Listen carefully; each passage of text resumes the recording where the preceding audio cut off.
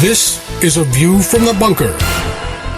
Now, here's Derek Gilbert.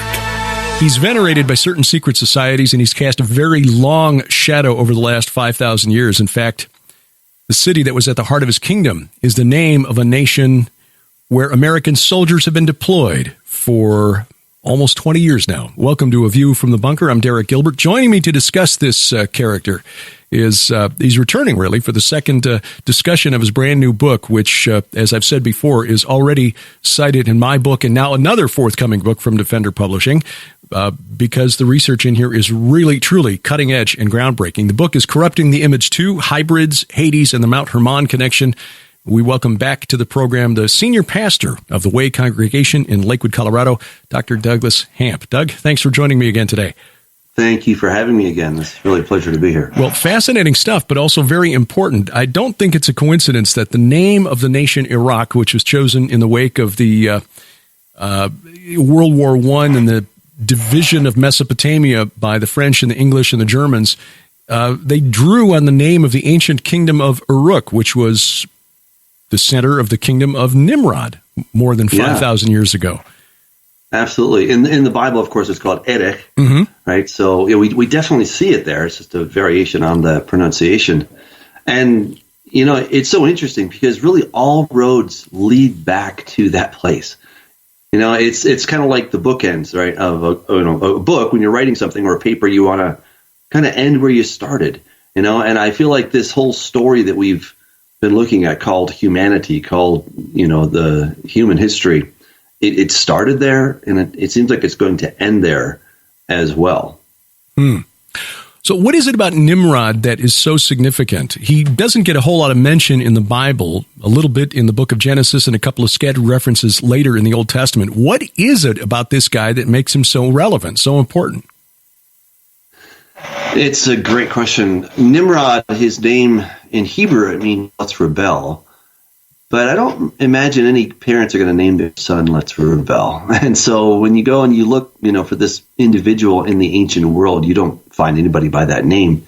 But in the ancient Near East literature, you find someone called Ninurta, which means Lord of the Earth. And then if you just kind of do the whole transliteration thing, you realize, oh, this is Nimrod. And I was pretty excited when I found a paper by Professor Amar Anus out of Finland. And, he was putting forward this idea, and I don't know where he stands on the Bible, etc. But he was making the case that Ninurta is Nimrod. And I think sometimes it can be hard for people, to say, well, wait, how can Ninurta be Nimrod? You have to understand that the N and the M are the same, and then T's and D's are the same, etc. And so we have an equivalency. And I think what the Bible did is says, oh, you want to call yourself Ninurta, Lord of the Earth? You're not. You're the rebel. And so there was a deliberate distortion of that name. But this individual, he became known as the hero. He was the hero par excellence. And we find syncretisms, we find reiterations of him in the ancient world all over the place. So we find that he becomes Melqart in the city of Tyre. And then in a bilingual inscription, he becomes known as Hercules or Hercules. And of course, we've all heard of Hercules. He is the hero. So this whole idea of the hero worship, it all goes back to Nimrod. And he is the beast, the woman that rides the beast. She's riding that beast. He is that beast. So the the book of Revelation, certainly, and other sources are all leading us back to this individual. And what's amazing is that the book of Revelation says that in the future, there will be the beast that was, is not, and will ascend out of the abyss. So this is a pretty significant person in ancient history. And you're right that, the book of Genesis doesn't have a lot to say about him, other than it says that that Nimrod began to be a Gibor. And it says that God took notice that he was a mighty hunter. And, you look at that, you're like, well, was God just impressed that he could really shoot an arrow? Is that the idea that he was just good at, good marksman, or what's really going on? And so there's so much more to that text. The ancient rabbis understood this. They really go with that, and they see that he is the rebel par excellence. That he's the one that essentially started everything at the Tower of Babel. And we don't know that certainly that he started it, but it sure seems like he did that. And what I would suggest is that this is the person, he is the hero. When we go back and we look at the ancient myths, whether it's Hercules or Melqart, or we go back to possibly Gilgamesh, it's probably all talking about the same individual. This is really an interesting question. I've done some study on this as well. When you connect Nimrod and Babel and Uruk, and you look at the deities that were connected to that ancient city, archaeologists know that it appears that the original patron deity of Uruk was the sky god Anu, but later replaced by Inanna, the goddess of carnal sex and violence.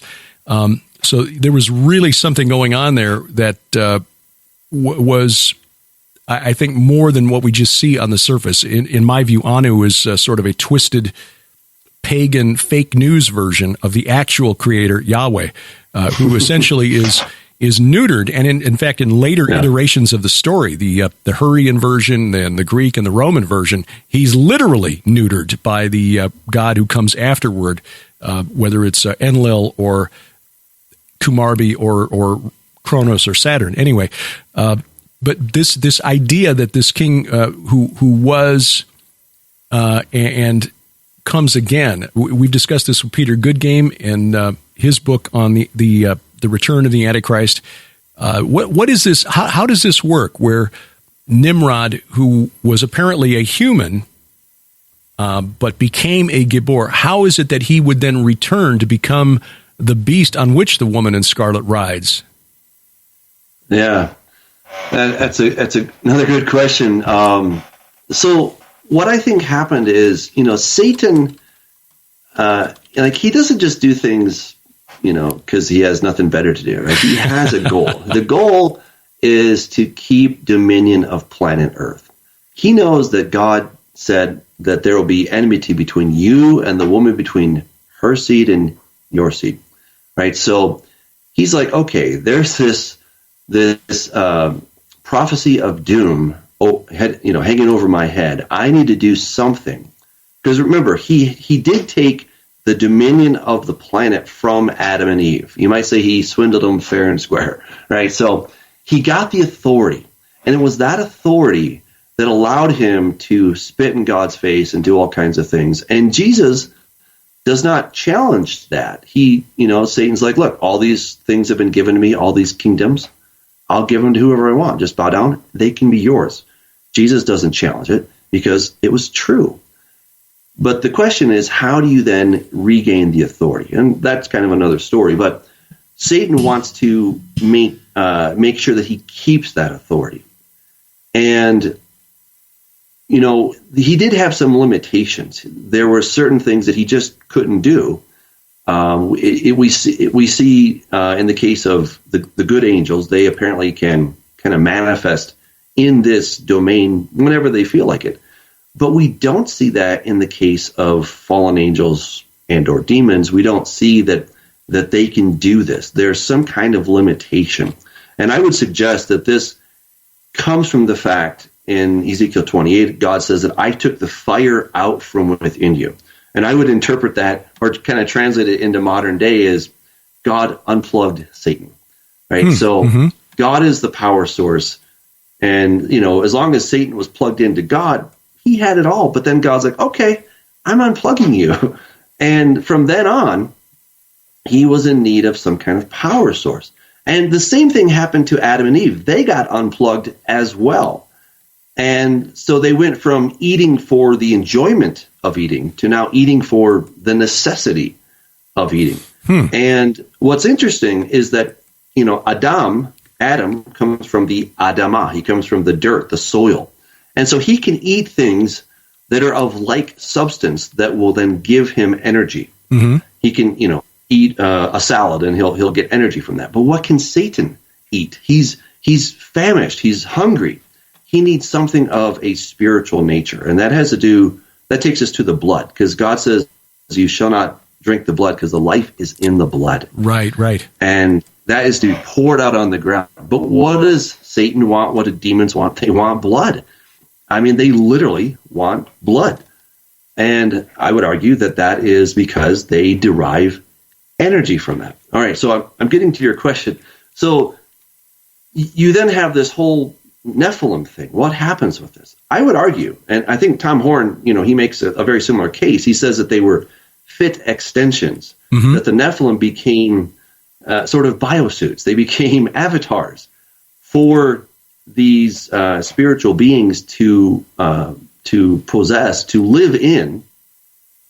And I would suggest that was something that was very much craved.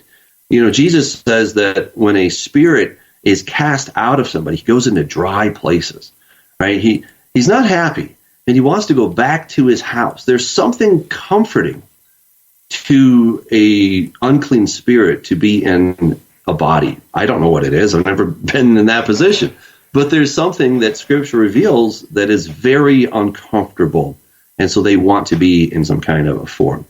Well, long story short, all of that went down the drain in the flood. The whole Nephilim program ultimately failed.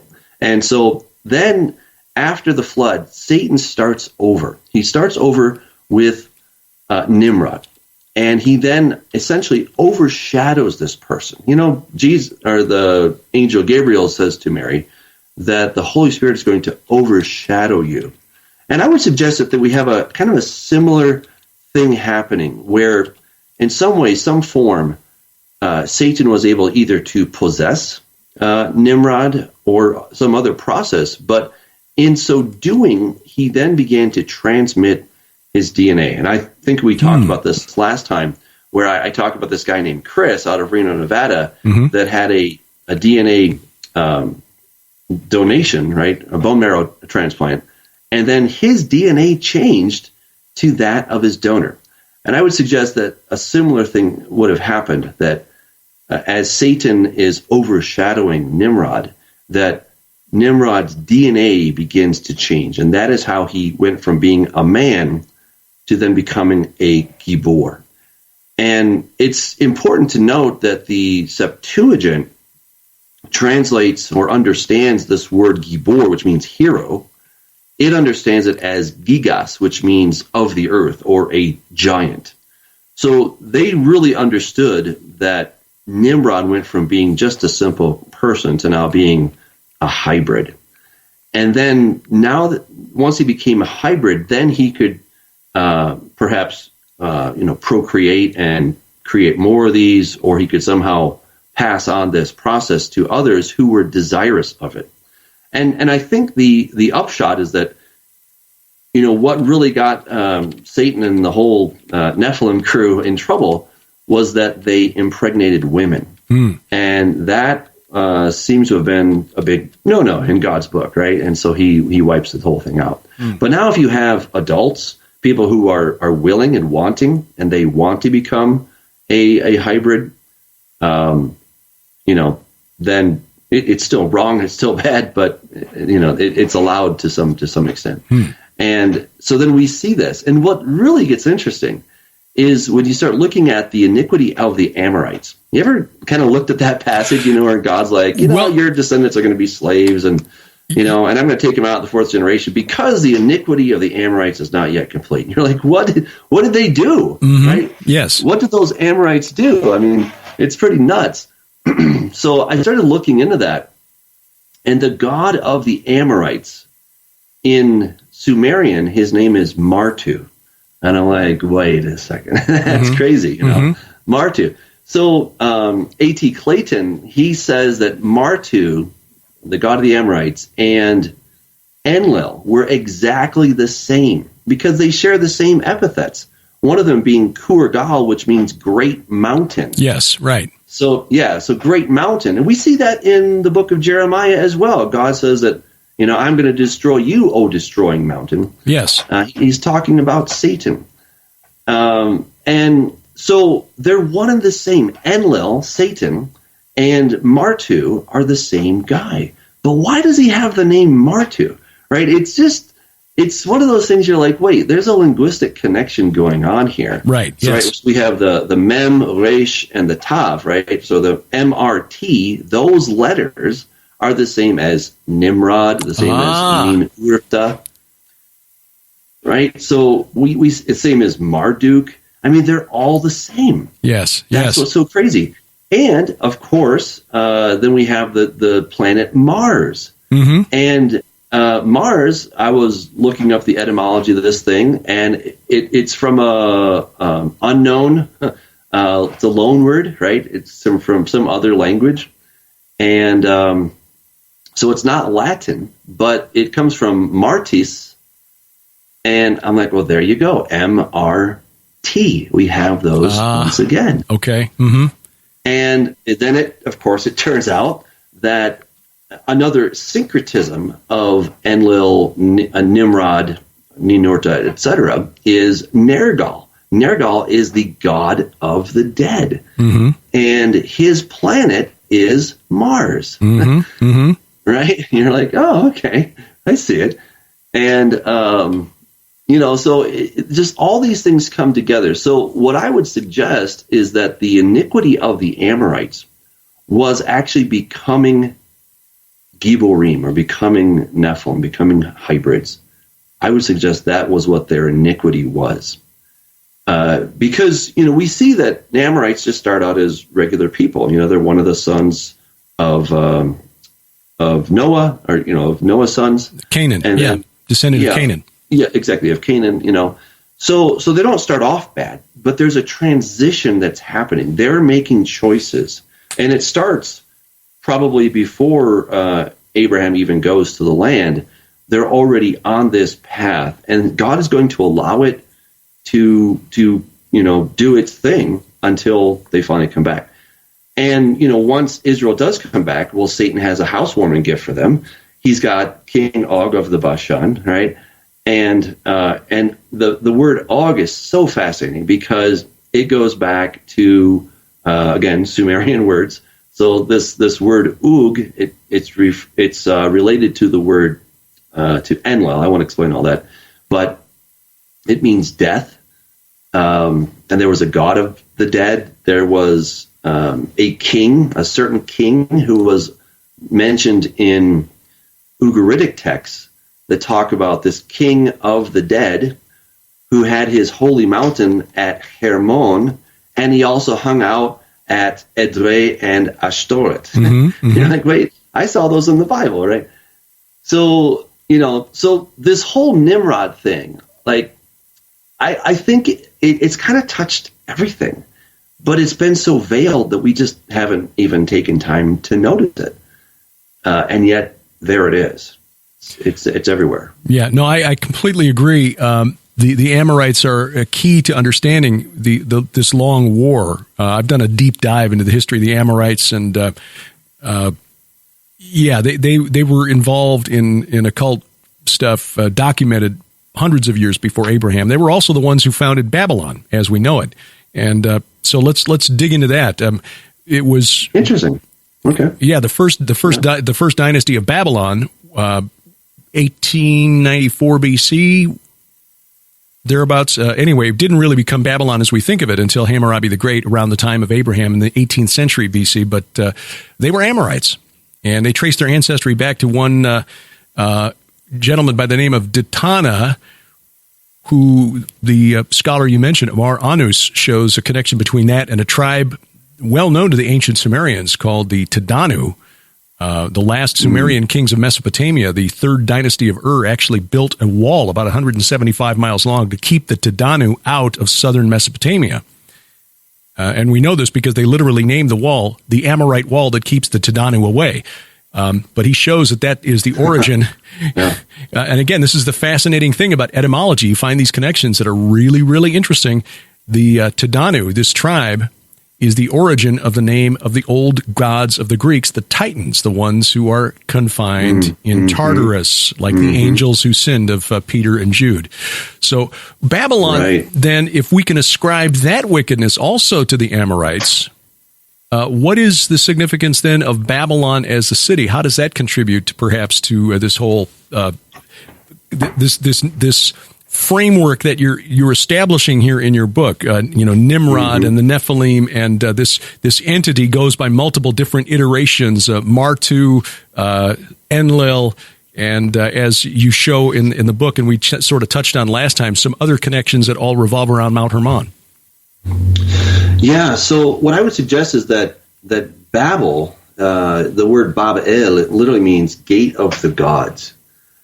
And, if you start listening to some of the names that they gave their, not just the city of Babel, but to ziggurats in general, they call it the temple of the foundation of heaven and earth. That's Babylon itself. Temple of the wielder of the 7 decrees of heaven and earth. Temple of the stairway of pure heaven. Temple of the ziggurat. Temple of exalted mountain. There's that mountain again, right? Temple which links heaven and earth. That's at Larsa, right? So all these ideas is that they were really thinking that these cosmic mountains were it's not just an edifice, but it has some kind of spiritual, mystical relevance. And that they really thought this was going to link heaven and earth. And they weren't so stupid as to think that we're going to make a tower that's going to, get up to the dome and hit the sky. That's right. They did not think that. They were not idiots. They understood that the sky was a long way up there. Okay. But so they weren't trying to touch something physical. They were trying to touch something spiritual. And what's interesting is that Satan, Enlil, even calls himself the connection, the ladder between heaven and earth, right? Now, that's a significant word, right? Because who are we told is the ladder? Jesus says, I am the ladder. Angels are going to ascend and descend on the Son of Man. And, of course, Jacob, he has his dream of the ladder between heaven and earth. So this idea that there is some kind of a bridge between the two is not just some fanciful thing that the ancients, were taking too much ayahuasca and they're like, whoa, man, like they really understood this. And I would suggest they might have been doing drugs, but they understood that there was something more. And Satan wanted to be that bridge. Now, why would Satan want to do that? That man would want to reach up to the gods. Okay. But why would Satan have any vested interest in that?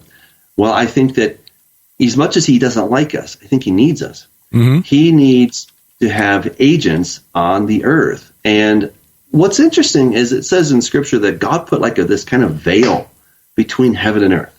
We know it's there because it's going to come down when Jesus comes back. The various prophets got to see through the veil. Ezekiel, when he's sitting by the river Chebar, says that the heavens were opened and he saw visions of God. Stephen, when he was being stoned, the heavens were opened and he saw the Son of Man, etc. So this veil between heaven and earth is pretty much what keeps the malevolent entities at bay. And so they need some way to communicate, some way to transmit their ideas, some way to transmit maybe themselves. And that seems to be what Babel was. It was kind of a Stargate, if you will, to use more modern technology. I'd suggest it's similar to some kind of a wormhole that is creating this bridge so that people can come through. I mean, and what's amazing is there's a guy named Gordy Rose. He's the CTO of D-Wave Systems. Yeah. And he talks about quantum computers. And, it's the language that he uses of creating this quantum connection between our dimension and a different dimension. It's pretty weird. He says it says it has two distinct physical states, ones and zeros, talking about computing. And he says in a quantum computer, that device can be in this strange situation where these two parallel universes have a nexus, a point in space where they overlap.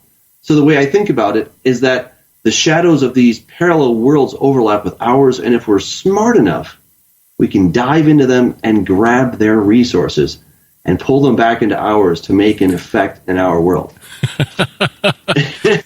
You're like, do you know what you're saying, Gordy Rose? I mean, but I think he might. That's the crazy thing, is that, people that, and again, I don't know where he stands with God, but in general, people that are atheists or agnostic or, everything was just the Big Bang, et cetera. Mm-hmm. When you don't have God in your perspective, you don't think that there are, bad angels and whatnot out there, and you're like, well, yeah, maybe there is something out there. Maybe there are aliens, and maybe we could tap into that.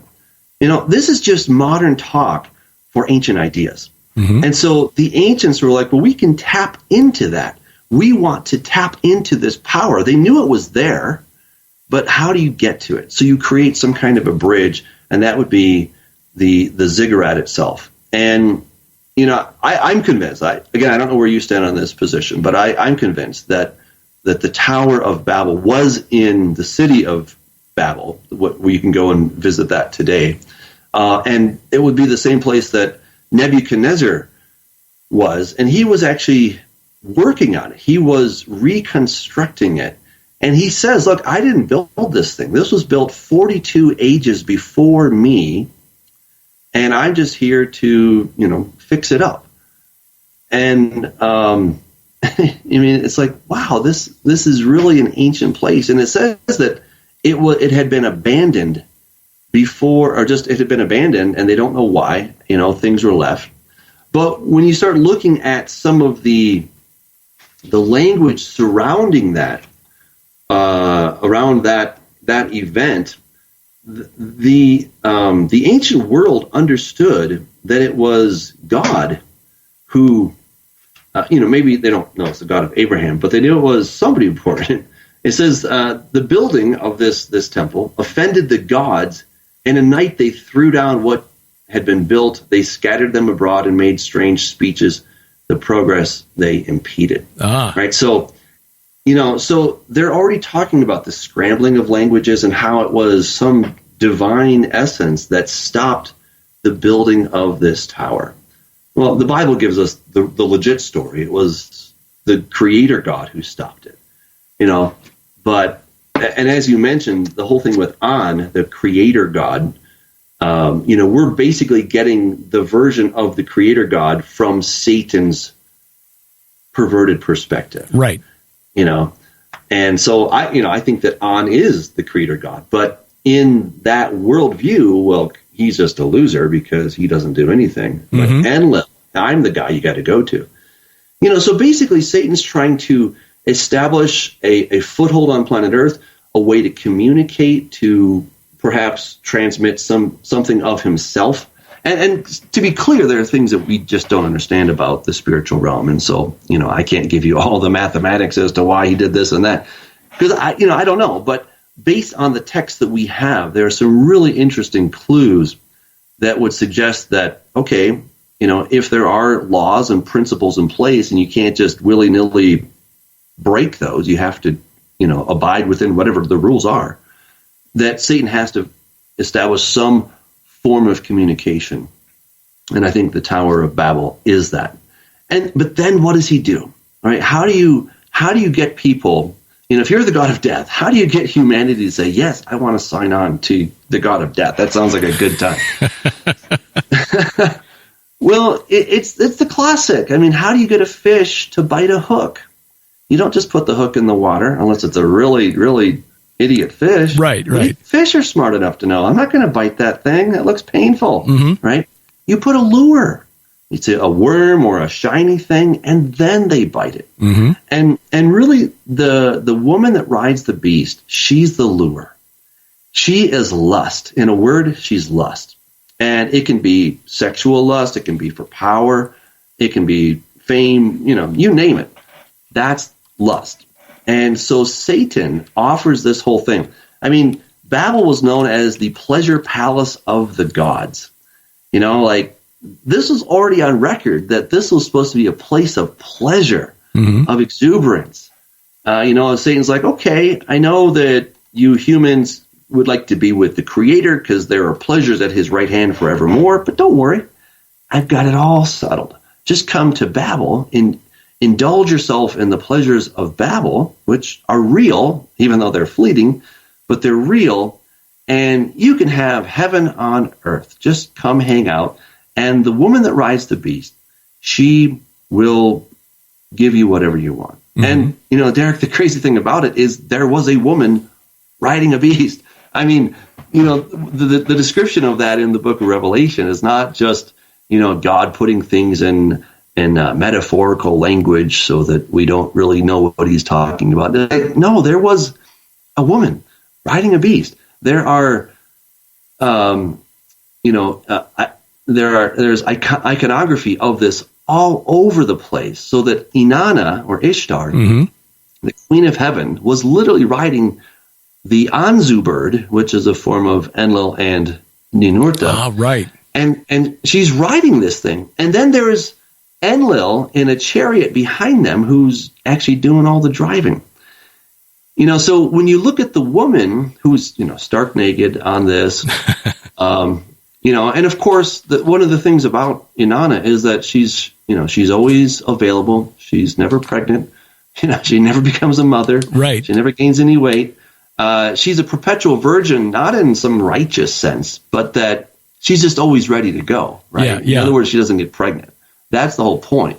And so this is like the ultimate fantasy that, that mankind has had since the beginning, is that you can have all this pleasure without any of the baggage, the consequences, etc.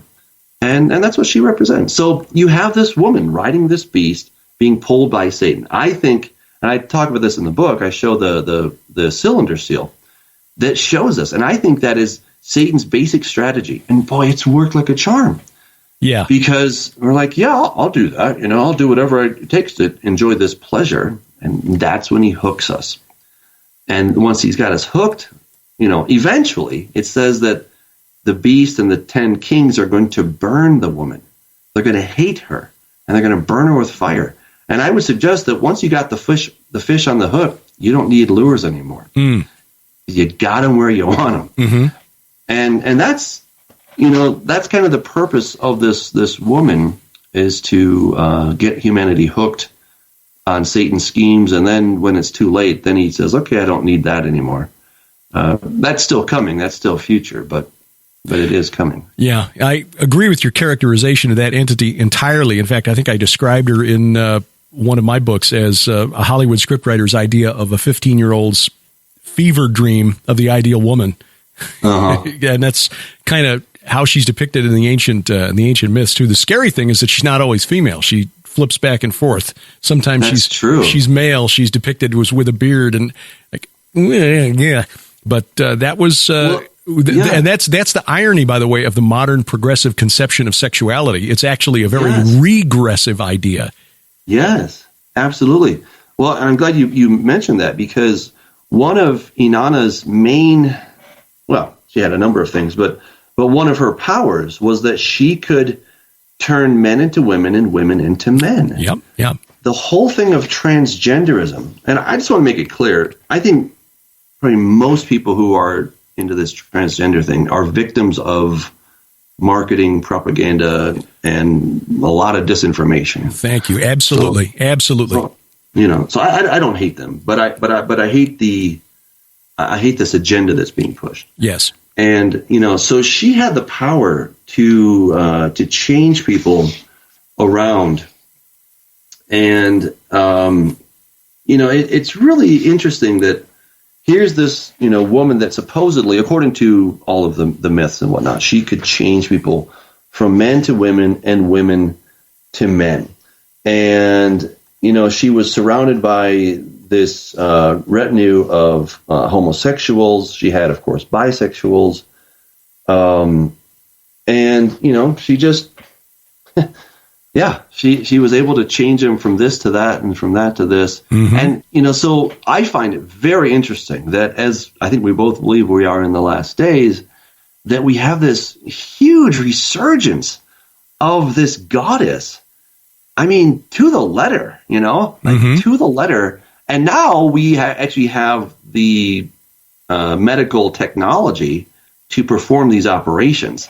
But let's be clear. Nobody's actually changing gender. They're just swapping out some pipes here and there, okay? But, they might be changing the plumbing a little bit, but they're not changing from men to women and women to men.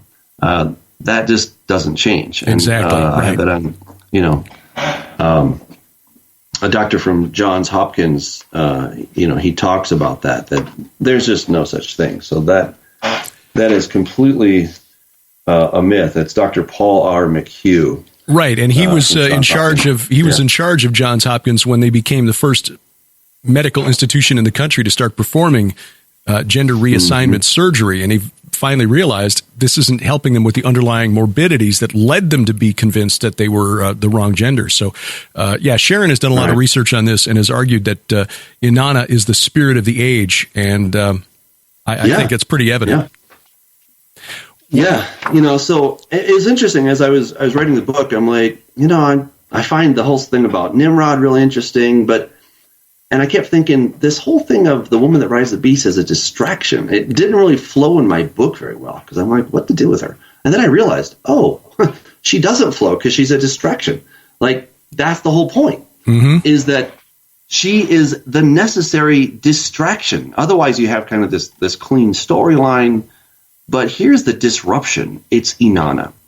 And this is, I think, a huge, huge danger to everybody. It's not just the liberals or the, people that frequent Las Vegas too much or whatever.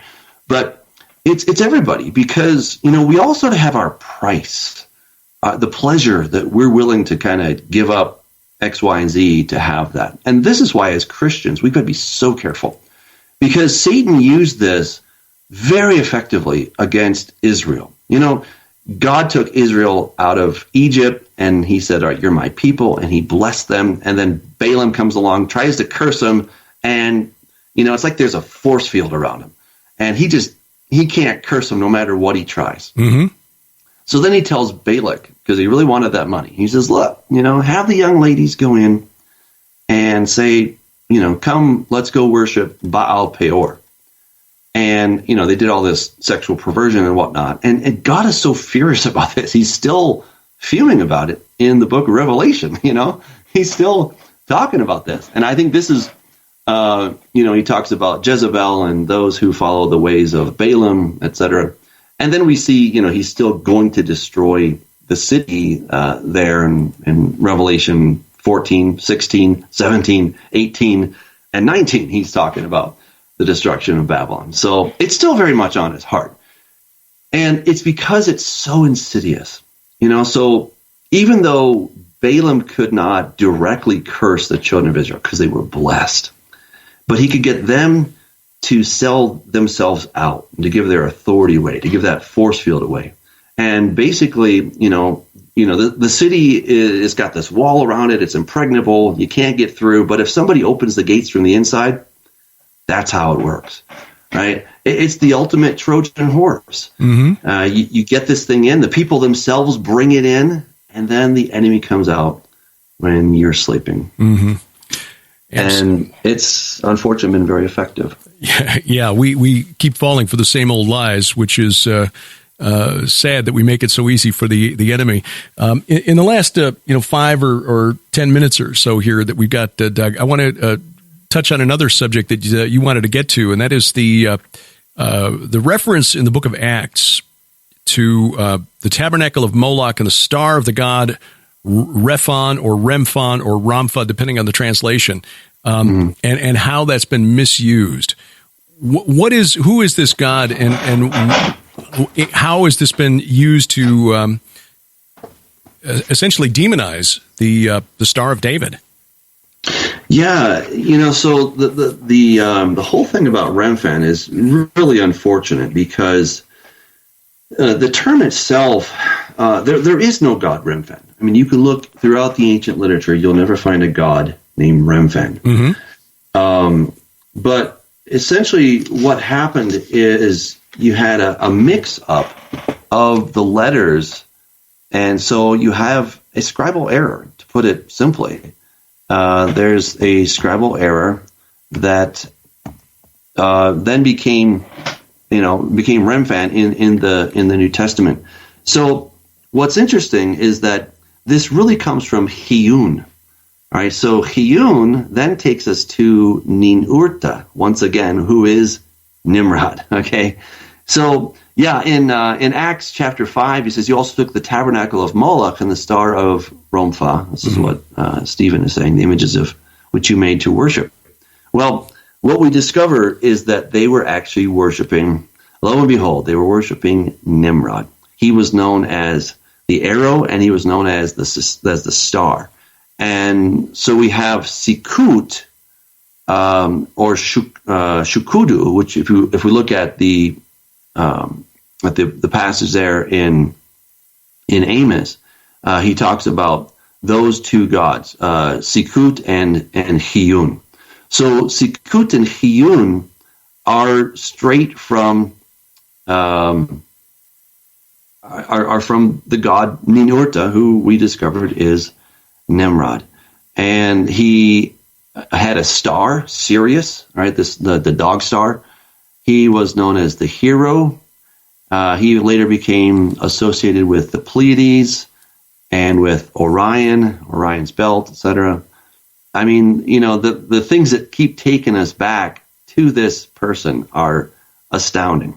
But in fact, it's Amar Anas notes that in the connection, it might be interesting to note that in the Syriac, Orion is called the Gabar, the hero, which is the Gibor, right? Mm-hmm. So you're like, wow, it's amazing how they keep going back.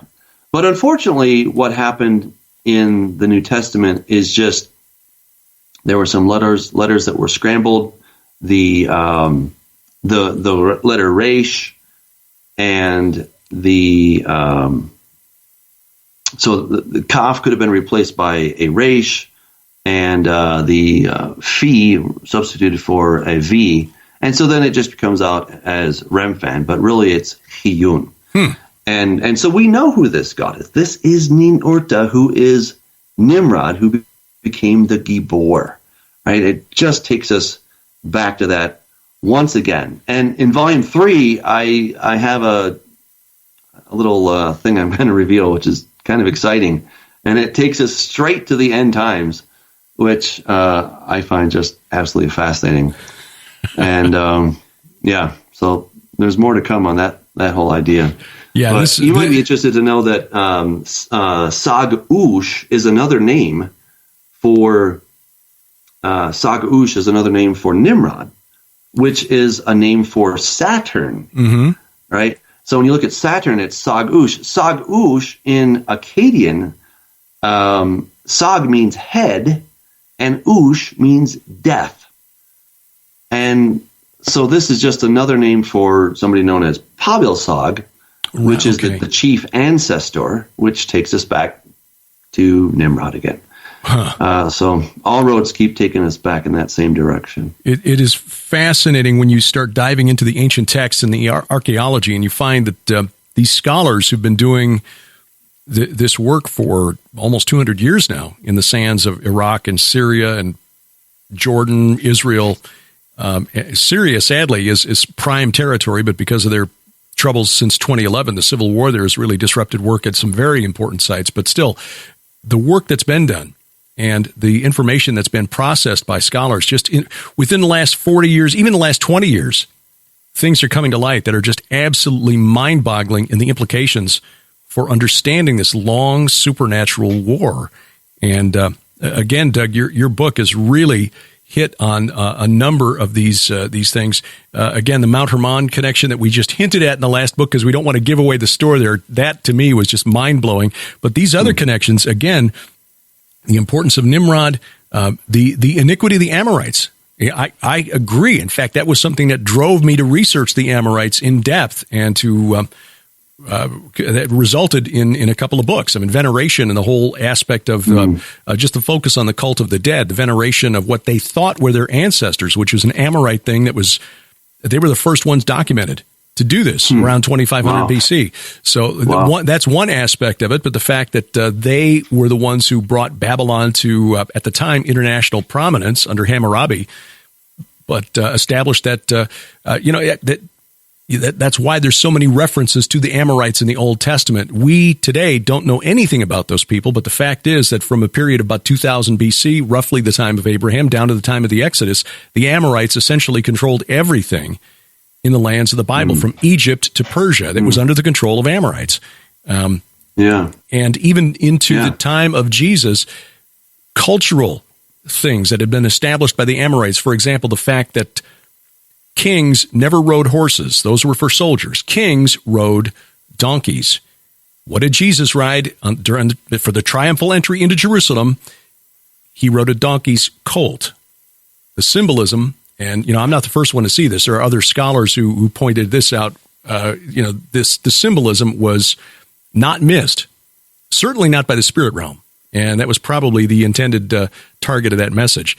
The book is Corrupting the Image 2, Hybrids, Hades, and the Mount Hermon Connection. The way the Old Testament fits together when you understand what the pagans of the ancient world believed is just phenomenal. Doug, where do people get a copy of your book? Well, they can go to Amazon and just type in Corrupting the Image 2. They can also go to my website, douglashamp.com, and I have the ebook for sale there as well. And if you're in the Denver area, the Way Congregation in Lakewood, Colorado, where Doug is senior pastor, and you want to get a different perspective on the gospel and the importance of the Old Testament to understanding the gospel, do check that out. His congregation on the web at thewaycongregation.com. We've only scratched the surface. Again, 2 programs now, almost an hour and a half, more than an hour and a half's worth of content here. We still only scratched the surface of the depth of what's in the book. Highly recommended. Doug, thanks for taking time out of your schedule today. Thank you for having me. Dr. Doug Hamp. The book is Corrupting the Image 2, Hybrids, Hades, and the Mount Hermon Connection. It is available now at Amazon, Barnes & Noble, all major bookstores. I'll put a link to the Amazon location where you can get the Kindle or the paperback edition of Corrupting the Image 2. And good news, if you're a subscriber like me to Amazon's Kindle Unlimited program, where you can basically add books that you want to try, but you're not really sure you want to spend the money, it's a great deal if you're a reader.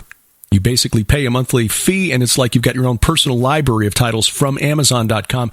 Doug's book is part of the Kindle Unlimited program, which means you can read it for free if you're a subscriber. So again, link in the show notes at VFTB.net. Straight ahead, a new conference announcement that is coming from SkyWatchTV. That is straight ahead on A View from the Bunker.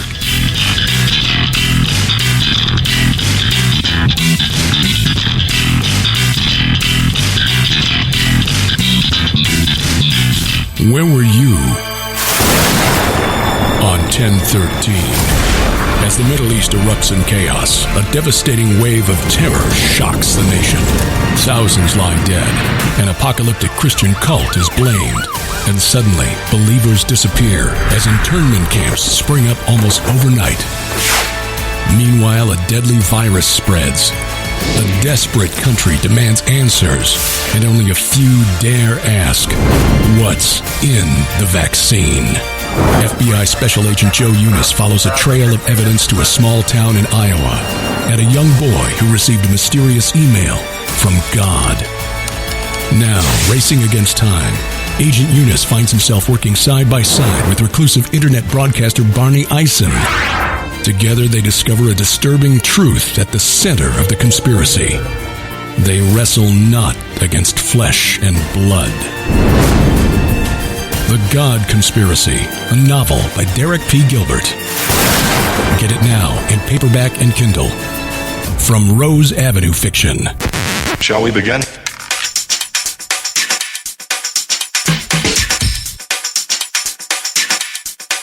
Let's begin.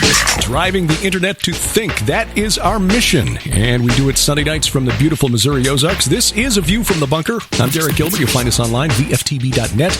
All kinds of other places, including Spreaker, Stitcher, iHeartRadio, Apple Podcasts, Google Podcasts, even Amazon Music. Now you can subscribe all kinds of ways.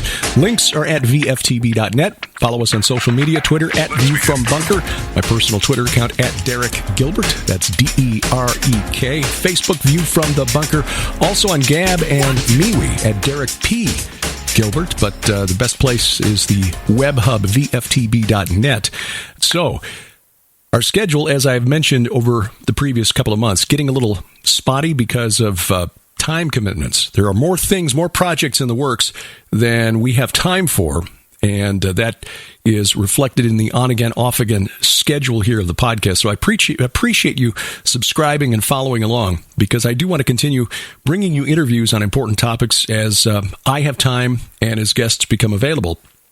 But I've got a manuscript that's already 2 months overdue. My forthcoming book, Saturn's Reign.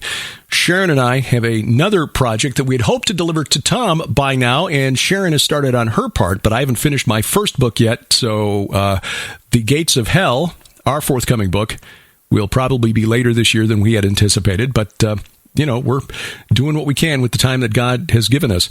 We've also got a new program coming for SkyWatch TV that we had hoped to have launched in March. It is now May.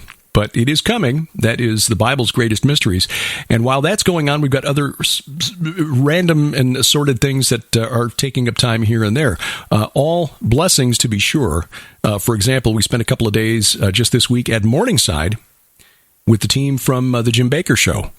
Sharon and I had been asked to comment on some things going on in the news today, and it was truly a blessing, because they wanted to discuss spiritual warfare, essentially. And so they agreed to feature as the offer for the programs, because you got to pay for airtime. SkyWatch TV, we run into the same thing, which is why we're offering books and DVDs with every program. The Jim Bakker Show's overhead is much greater because they're on far more networks than SkyWatch TV. They offered... And will offer. These programs are coming up this week, by the way. The first of the two shows will broadcast on Friday, May 17th. The second, not May 17th, May 14th. The second of the two programs will be on Monday, May 17th. And the offer is Sharon's Red Wing Saga, the first 6 novels of the 7 in the Red Wing Saga, offered as a bundle, along with the documentary that we did of our second tour to Israel called Search for the Rephaim. 6 hours of video on that DVD, including bonus teachings from Carl Gallups, Messianic Rabbi Zev Porat, and me. The tour itself is 2 hours. The additional teachings, an extra 4 hours. So that is the offer. But what we didn't realize when we agreed to do it, because we went down there just to, assuming that we would Skype to the parsonage, because like many other programs, the Bakker Show basically shut down bringing in outside guests for... for the past 14 months, really. We thought we were just going down there to Skype over to the parsonage, but they decided last week to actually put the show back in their main studio on Grace Street. So Sharon and I recorded on Friday the first 2 shows for the Jim Bakker Show to come from their studio instead of the home studio that they set up for Jim and Lori at their home in 14 months. And we kind of laughed about that, because the last time we were on the program... that was the episode with Dr. Cheryl Selman and Silversall, which got them sued by the states of Missouri, New York, Arkansas, and several county district attorneys in California. So we just laughed and said, well, they obviously have a trust in the Lord bringing us back on after the last time. But the shows went very, very well. In fact, after the first of the 2 programs, the director, who's been with them for quite some time and has edited literally thousands of Jim Bakker shows, said that was the best program that they've recorded in a very, very long time. And so we were truly blessed to be a part of that. But it did take a couple of days out of our schedule. And this coming week, we're traveling down to Little Rock to record some programs for the Victory Television Network. And that will be a really interesting experience. A little different format than what we're used to. We're going to do a teaching, and this will be for later this year, encouraging supporters of the Victory Television Network, which broadcasts all through Arkansas and in the Memphis area, to support that network and the work that they do. And the Victory Television Network has been partnered with SkyWatch TV just about since we began 6 years ago. So that will be a lot of fun, especially because the general manager of the Victory Television Network, Jim Grant, found out after we began placing SkyWatch TV on VTN back in 2015 that Jim was the general manager of the top 40 station that the station I worked for back in 1987 and 88 was competing against. Jim was the station manager of the top 40 station, KKYK, and I was the midday host and music director of KZOU in Little Rock. So it was rather interesting now that our paths diverged and have come back together in this way. So looking forward to meeting Jim Grant and the team down there at the Victory Television Network. But again, that'll take us out of our routine for a couple of days this coming week.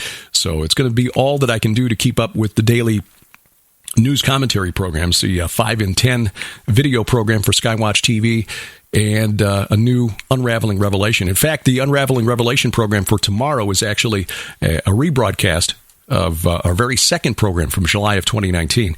So we will try to get a new program together next week, but that's no guarantee. But all of this to say that View from the Bunker going forward will probably be a little spotty, as I've been saying, just because of the other time commitments, things we're trying to accomplish with within the time limits that God gave us, 24 hours in a day, 7 days in a week, and certain requirements as far as eating and sleeping and stuff. So anyway, promised you a conference announcement, and here it is. SkyWatch TV was hoping to produce a physical conference this year, 2021. We were hoping to just take the 2020 conference, which had been originally scheduled for the Chateau on the Lake overlooking Table Rock Lake at Branson, and move it to this fall. But because of ongoing questions about the availability of the facility, limitations on occupation, things like that, we have decided, I should say, not we, but Tom Horn, Joe Horn, have decided to produce another virtual conference, and there may be a couple coming this year, but SkyWatch TV's second virtual conference, Defender Conference Rise 2021. The title of this conference, Rise 2021, features 50 hours, just about 50 hours of content. It will launch June 18th of 2021 and be available for 90 days. So from June 18th through September 18th of 2021, nearly 50 hours of video content to squeeze into 90 days.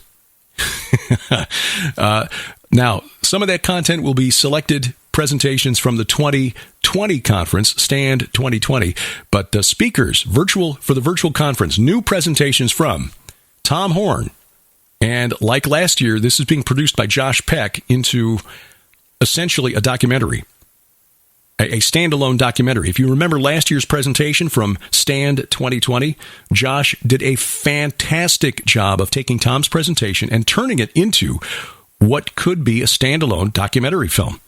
So, another one of those this year from Tom Horn.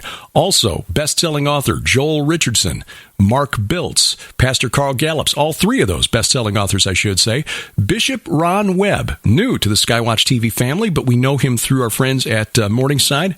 We've seen Bishop Webb preach at on Gray Street, and he is dynamic. You don't want to miss that one. Lieutenant Colonel Bob McGinnis, Jimmy Evans, another new friend, this time through our friends, new partners at Daystar Television, and just a great lineup. Dr. Michael Lake, Rabbi Zev Poret, Colonel David Giamona, Troy Anderson, the co-authors of the new book, The Military Guide to Armageddon, Carl Teichgrib, and a strong archaeological theme with this year's conference. Dr. Judd Burton, Dr. Aaron Judkins, who are turning in a manuscript on Gobekli Tepe here shortly, Gobekli Tepe, that is, and Dr. Scott Stripling of Associates for Biblical Research. Had the opportunity to meet him, well, virtually anyway, several months ago, interviewed him for this podcast, if you recall, but we have a mutual friend in Aaron Lipkin, CEO of Lipkin Tours, who coordinates the SkyWatch TV Tours of Israel. Dr. Stripling is the head of the dig at Shiloh in Israel, and he also helped Aaron with a top-secret project that I probably shouldn't talk about because of things in Israel being the way they are, but to preserve an archaeological site that was endangered. But we look forward to meeting him this fall. Sharon and I have signed up, registered for an archaeological conference being organized by the team that supervises and runs the dig at Tal El Hammam, which is the site of ancient Sodom, northeast of the Dead Sea. And Scott will be one of the keynote speakers. So we're looking forward to meeting him. But he has contributed a presentation about Shiloh for the SkyWatch TV virtual conference, Rise 2021. Of course, we've got other speakers. Dr. Ken Johnson will be talking about the calendar of the Essenes. Josh Peck is working on a new book with Ken about that. And Josh will be contributing not one, but two presentations this year. Sharon and I working on our presentations, not even as I speak, but as soon as I stop recording here, I'll go back to it.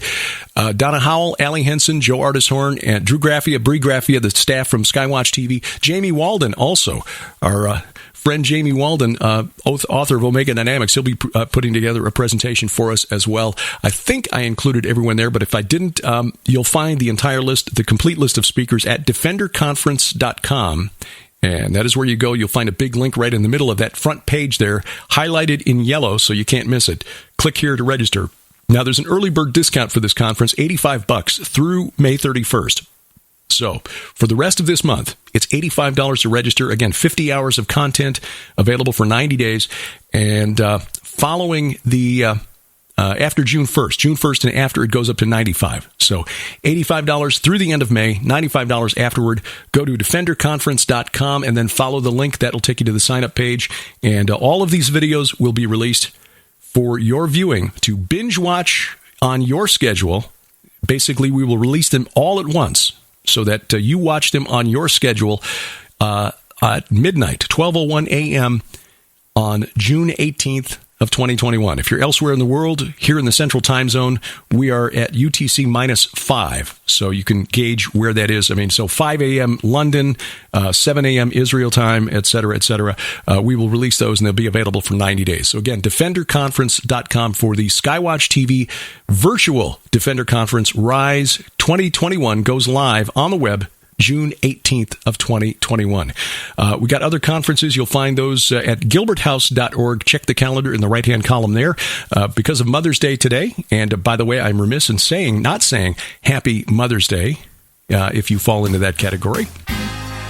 Spent some time with my mom today, and so we opted to take a week off of the Gilbert House Fellowship, the weekly Bible study that Sharon and I produce. You'll find all the archives online at gilberthouse.org, going back to 2014.